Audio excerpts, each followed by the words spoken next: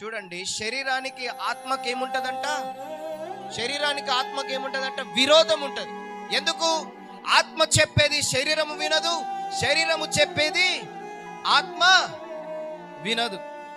అందుకే చదువునాను, ఇవి ఒకదానికొకటి వ్యతిరేకముగా. అందుకే శరీరముతో నువ్వు ఎప్పుడైతే వాక్యం వింటావో నువ్వు అంగీకరించలేవు.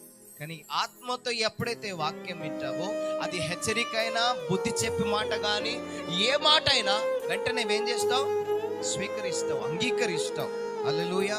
ఒక హెచ్చరిక నీ మీదకి వచ్చిందనుకో, వెంటనే ఏం చేస్తావు? ఆత్మ సంబంధం అయితే దాన్ని సరి చేసుకుంటావు, శరీర సంబంధం అయితే వ్యతిరేకం స్టార్ట్ అవుతుంది. చెడుగా చెప్పడానికి ఆ వ్యక్తి గురించి ఏం చేస్తావుగా చెప్పడానికి ప్రయత్నిస్తూ అంగీకరించవు. అందుకే ఆత్మ సంబంధమైన వ్యక్తులైతేనే దేవుని వాక్యము వారికి అర్థమైంది.